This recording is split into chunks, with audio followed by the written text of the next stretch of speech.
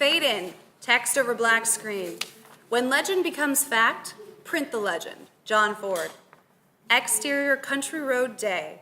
The midday sun hangs high in the sky, scorches the earth below. No cars drive along the cracked asphalt. Superimpose the Mississippi Delta, Sunday, July 13th, 1930. Humanity has abandoned this place. Flat cotton fields stretch endlessly like ancient graveyards on both sides of the road. A signpost struggles to life, leans awkwardly. It reads, Highway 61 North, for the few brave enough to venture there. Robert Johnson, 19, a slight yet handsome black man, is the lone figure. He approaches slowly on foot, guitar strapped to his back. He plods along the roadside hunched over, eyes bleary, sweat streams down his face. His slacks held up by tattered suspenders, his open-collared shirt yellowed with sweat stains. The weight of the world bears down on his shoulders. The ground rumbles from the vibration of a thundering big block engine. A car blazes across the opposing highway, rapidly approaching the crossroads with Highway 61 up ahead. The roar of the motor becomes deafening. The car is a deep crimson 1930 Ford Model A hot rod. The chopped hood exposes a naked engine, pipes sticking out every which way. It barrels past a fading Highway 49 West sign, kicks up a cloud of dust in its wake. Flames shoot from the exhaust pipes, setting the rows of the Mississippi magnolias on fire. The car tailspins, comes to a screeching halt at the dead center of the crossroads of Highway 61 and 49. Smoke steams off the tire tracks left on the pavement. The passenger door unlocks and swings open. Black snakeskin boots hit the ground. Someone steps out. Behind the boots, the fat white wall tires squeal. The hot rod burns rubber, speeds away faster than today's fastest Ferrari. A plume of exhaust smoke envelops the figure. Ever so slowly, but inevitably, from the billowing cloud emerges Satan. Lucifer is a sharp-dressed man. He dons a finely tailored dark suit on his tall, slender frame, capped by a top hat. He's about 50, still devilishly good-looking and wrinkle-free, with steely blue eyes and a full head of silver hair. Still several yards away, Robert's unfazed by this unusual sight and continues his lumbered approach. The devil awaits at the crossroads. He opens his pocket watch. Close on watch face. The hand reads 12 o'clock. Back to scene. He looks around, loosens his collar. His accent is one of a well-heeled southern gentleman. God damn, I thought hell was hot. Robert stops about 10 paces, assessing the stranger. Lucifer offers a greeting with a grin. Good day. Says who? I've been waiting for you. You just got here. I've been waiting for this moment, and whether you know it or not, so have you. I don't know you. But everyone knows me. I go by many names, but you can call me Lou. I don't know what you're talking about, mister, but the name's Robert. A pleasure to make your acquaintance, Mr. Johnson. Hey, what do you want? Funny, I was about to ask you the same question. Going north. Getting as far away from here as possible. I know that. I mean, what is it you really want? I really don't know what you're talking about, mister, but I gotta keep moving. Not too long ago, I met a young man like you wandering the streets of Vienna, homeless and destitute. He carried these horrible paintings under his arm no one would buy. What's your point? I also asked him, what does he really want? So, what? At first, he was reluctant to say, so I told him I can make him the greatest artist on the planet, the Da Vinci of his time. He thought that'd be nice, but that's not what he really wanted. Look, that's a nice story, but I got places to go. He said what he really wanted was to rule the world. I told him, well, perhaps I could help him with that. Or rather, he could help me. Great. See ya.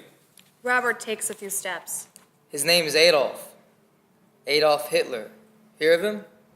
Robert shakes his head as he nears Satan. You will. Robert passes Lucifer and gets a few steps beyond him. The devil doesn't turn around. His back is to Robert. How's your baby doing? And the missus? Robert halts mid-step. He spins and charges back towards Lucifer. Satan calmly turns around. Robert grabs him by the lapels. How did you know? The devil feigns fear. Look at you, little Robert.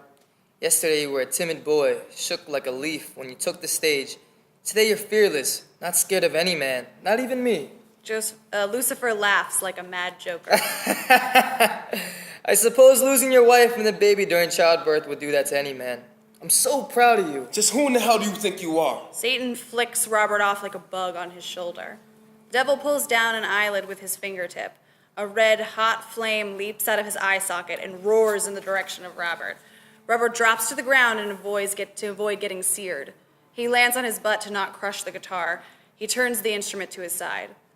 Lucifer presses his snakeskin boot to Robert's chest and pushes him down to the ground.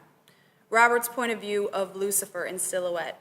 Satan steps over him, eclipsing the sun, creating a fiery halo around the brim of the devil's hat. Lucifer's voice deepens several octaves to a menacing growl. I am the main critic of the man above. I am the representative of the discontent. I am the mouthpiece for the disenchanted. I am the spirit of progress, inconvenient to those satisfied with the status quo. I am the aspiration for improvement as well as the inspiration for revolution. I am not the devil, but in all reality, I am the patron saint of reform and evolution. I go by many names, but you can call me Lou. Satan takes the boot off his chest. Back to scene, Robert stumbles to his feet. Did you take my wife and baby girl last night? I didn't make that happen as much as he Lucifer points up. let that happen. Robert looks to the skies. God doesn't do things like that. The devil laughs him off. Really? Is this the same God who unleashed the 10 plagues and killed the firstborn of the Egyptians? If you didn't sleep through church, you'd know that God is capable of much worse. It's noon on Sunday, the 13th. You should be in church now, but instead you're here with me. Lucky you. Lucifer extends his hand and with 2 fingers taps Robert on the shoulder strap. That's a nice guitar. Can I see it? Robert begrudgingly hands the guitar over. It's a piece of junk. Oh, why do you say that? Cost me $2.95 in the Sears catalog, and it sounds like shit. Don't blame the guitar. Blame the player. Lucifer strums the guitar. It's out of tune, that's all. Satan fine-tunes the guitar and, for just a few seconds, plays the most hauntingly melodious tune ever heard. Robert is dumbstruck. How'd you do that? It's not about this being a cheap guitar. You worked hard to get this, didn't you? Put away a nickel a week for over a year to get it. Not to mention all the blood and sweat you gave sharecropping these fields to earn those nickels. So you see, it's not about how much the guitar cost, but how much it's worth. Robert nods. So, how much is it worth to you? It's all I got left. So I ask you once again, my dear Robert, what do you really want? Robert ponders for a moment. I want to be the greatest bluesman who's ever lived, now and for all times. Satan hands back the guitar. You already are. Play it now. Robert plays back the beautiful melody the devil just played, note for note. He can't believe his ears. Now it's just a question of what it's worth to you. What do you give in return? I already told you, this guitar is all I got, and I ain't about to give it up. It's useless without me. Play it again, Bob. Robert strums the guitar again. Nothing but discordant noise. Now you're worse than ever. Robert stares at Satan in disbelief. Damned if I do, damned if I don't. If you were damned to this existence already, I'm giving you the chance of a lifetime. You tricked me. They wouldn't call me the devil if I didn't. If you don't like our deal, you can walk away. What will you offer me now? I ain't got nothing left. What do you want from me? Your soul. If that's what it's gonna take, you can forget it. I don't want it now. Only after you're dead and gone. After I'm dead. Your soul is mine when you die, but you get to live in heaven on earth for the rest of your life. You'll have a girl in every town, money in your pocket, respect from your peers. Robert seems intrigued. Most important of all, you'll have the records to prove you're the best that ever was. Immortality on wax. It's a small price to pay, really. Robert mulls it over for a second and starts walking. Sorry, still not interested. I'll be on my way now. Robert steps beyond Satan back onto his northbound journey. God has forsaken you, Robert. He's forgotten about the humans and humanity. He's got larger problems to deal with on a cosmic scale. But the devil... Robert takes a few more steps, but stops in his tracks. The devil is in the details. The surrounding cotton fields that were empty a moment ago on this Sunday afternoon are suddenly populated. They are dotted with black sharecroppers of both sexes and all ages busy at their grueling work. They all stop their tasks in unison to stare at Robert. You could go back to the plantation, to a life of back-breaking labor with the masses, working for men, anonymous masses, laughed at in his life, forgotten in death. Or you could become a legend, Robert. Legends never die, they only grow.